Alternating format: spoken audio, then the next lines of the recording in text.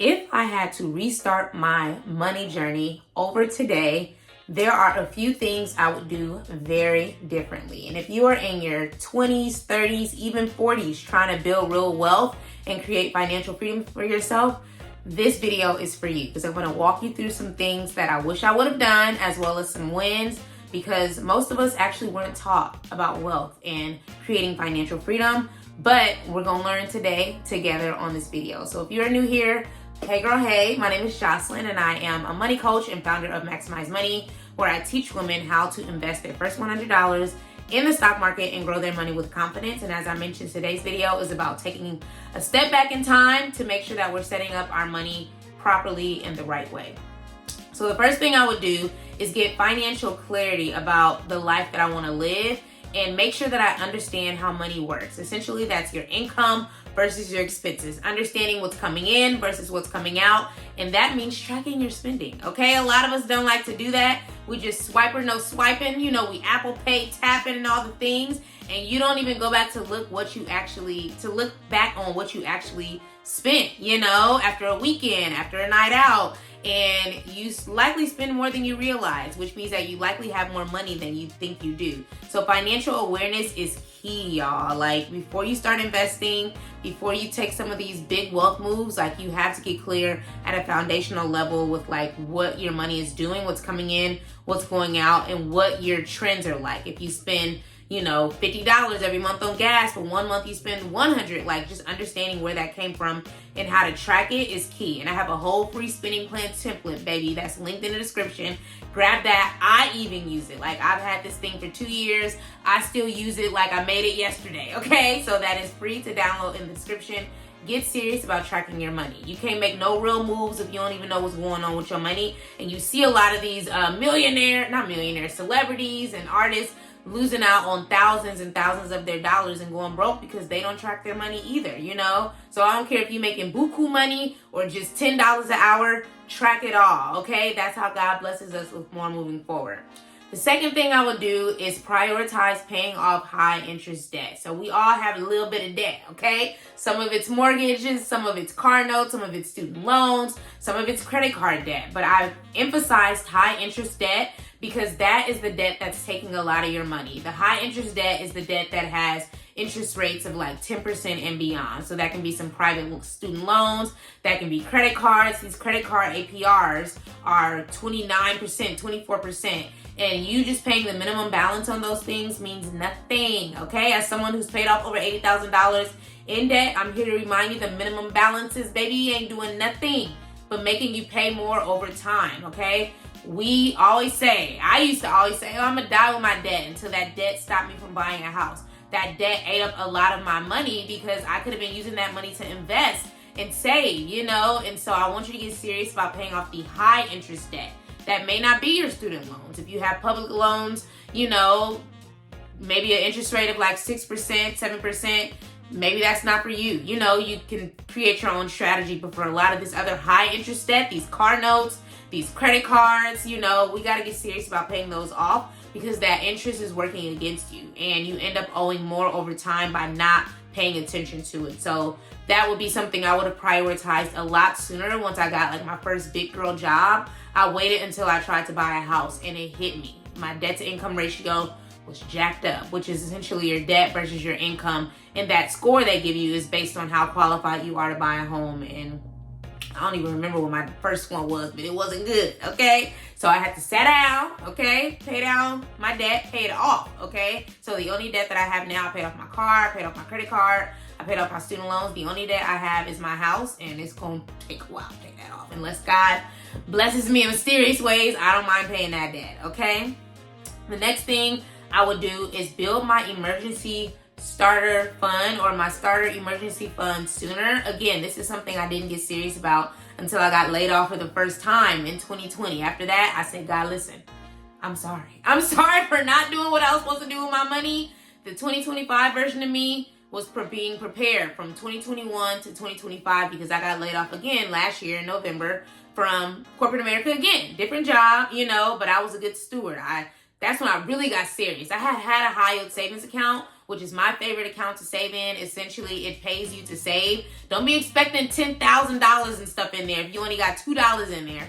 But I had the account since 2018, but I wasn't diligent. I was putting $50 here, $75 here. And for me, like, I knew that I could have did more. I'm not saying don't start with $50 or $75. Start with what you can, but be realistic. If you spending $100 on brunch every week, then you have $100 to put in your high yield savings account, you know? So just start, you know, but continue to increase it over time, because the more you have in there, the more opportunity you have to earn. And so it's a free account. I have tons of videos on it. I'll probably pop one up on the screen of like how banks are making money off of us by just leaving it in these regular savings accounts. No, ma'am, we need to be using high yield savings accounts. These are free. My favorite is Marcus by Goldman Sachs. I have it linked below as well. So please get serious about saving. Again, I'm living on my savings right now as a 2-time layoff survivor. So having an emergency fund gives me peace of mind. Now, am I crashing out about other things in my life? Sure. But thankfully, money is not one of them, because I did what I was supposed to do. And essentially, your emergency fund should be between 3 and 6 months of your living expenses. Depending on how unsteady your job situation is, I'd aim more towards the 6. You know, I had 6. But if you have more of a steady situation, maybe you live at home with family or you have a roommate, 3 months is also a nice goal to work toward. The next thing I would do is to get serious about investing. And even if it's just $100, and again, that's how I started my journey. I was always invested in my 401ks and stuff, but a lot of us stop there and think that's our retirement plan. And I'm here to remind you, baby, that's only a starting point, okay? You have to get serious about using a lot of these other tax advantage accounts, tax-friendly accounts to build your money. So what I had when I started was, and I wouldn't do this, I opened a brokerage account with a financial advisor. Nothing against him. I still highly recommend him. But I could have had a Roth IRA to start. I didn't open my Roth IRA until 2021. I opened my brokerage with him in 2018. And granted, it's still performing very well, even though I don't invest that $100 in that specific account anymore.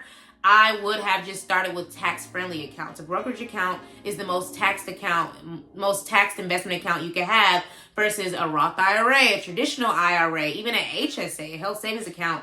Those are accounts I would have started with. And so again, I always make it crystal clear. You don't need to give over your whole check. I actually have hosted workshops. I did 2 workshops this year alone, where I taught women how to invest their first $100 in 90 minutes on my workshop, okay? So now what that looks like is no longer an actual workshop per se. The women wanted more support. They wanted to do more than 100. They wanted ongoing community access. And so what that looks like now is the Investor Lab, which will be launching in May. It's essentially the workshop broken down into digestible, self-paced curriculum and live implementation sessions. So it's part do the work, learn at your own pace, but it's also weekly live implementation sessions where I show up, you show up, get your questions answered. I'll teach you little bits and pieces of the curriculum and essentially make sure that you're not unblocked and you actually reach the promise of the Investor Lab, which is to invest your first $100 in 30 days. So again, that is linked in the description.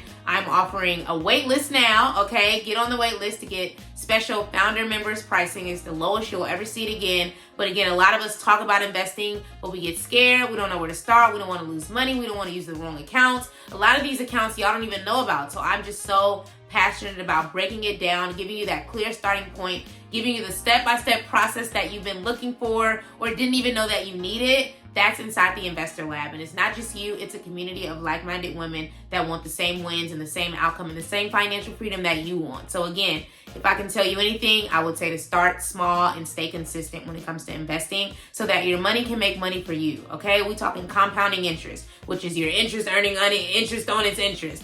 Dividends, these companies paying you small percentages of their profits. Like, that's what we talk about. That's how you turn $100 into 110, into 120, into 200. I built a portfolio worth $250,000, but I started with that $100. I started with the company matches. Like, we need to use these companies the way that these companies are using us, and we need to use our income strategically. You should not just be blowing it on looking good. You need to actually have the money, okay? And that's why I'm here to help you with your investing experience and your investing journey. So I will definitely get serious about investing.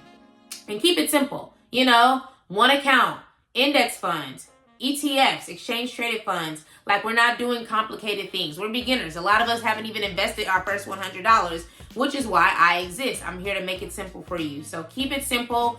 I love ETFs, exchange traded funds, and index funds, okay? You can look those up. I have tons of videos on them on my channel. Investing consistently. So my girls from the workshop, they were like, okay, what do we do for the rest of the year? I said, invest that same $100 in the one ETF or the index fund that you bought, because that's how compounding interest works on your behalf. That's how you get those dividends and you reinvest them, meaning you don't live on them now, you use them to buy more things. So again, we talk about all of this, y'all, in the Investor Lab. The way that I'm breaking it down now is even bigger, it's even better, and you're actually taking the action and not just listening, because again, we can listen and learn and watch all day, but at some point, if you want to be an investor, you have to take the first step. And then lastly is to focus on ownership, okay? Assets. I mentioned I'm a homeowner. Like, I'm planning to buy more real estate. You know, I'm building wealth slowly, and I have a positive net worth finally, okay? For the longest, my net worth was negative. And I know people don't care about that kind of stuff, but I do, because you have to follow the money. You have to follow the money. And I feel like a lot of us like to wear our money, but the people that you see on the golf course on a Tuesday, the people you see in business class, the people that have true time freedom, location freedom, financial freedom, are putting their money to work. They're buying real estate. They're buying stocks and ETFs and index funds. They're actually turning their active income into passive income. And no matter whether you work a job or a business, you are working for every single dollar. And at some point, if you want to be able to make work optional, retire at a decent age, you have to put your money to work. So that is something I help you do. Of course, we thinking long term, we building wealth, we buying assets over here. We still living our best lives, looking good, feeling good, but we have the money to do it, which is a big difference. So that is it, y'all. Please share this with someone that you know is getting serious about their money. It is only April. It's actually Financial Literacy Month, so this is right on time. And again, if you are interested in the Investor Lab, if you've been sitting on investing, saying you want to invest, not knowing where to start, afraid to lose money, and you want to learn in a like-minded space and invest your first $100 in 30 days, the Investor Lab is for you. So that is linked in the description. The wait list, again, you get founder members pricing. It's the lowest you'll ever see it, and I'm excited to help you get your wins in real time, okay? So I'll see you on the next video, but if you want one to watch this video about 15 things you should know about money in 15 minutes. I'll pop this up on the screen somewhere, because again, we're taking action. We're not just listening and doing, we are applying. And that's the difference between me and a lot of these other financial creators out here. They'll give you all the information, but I'm gonna make you do the work, okay? So I'll see you on that video.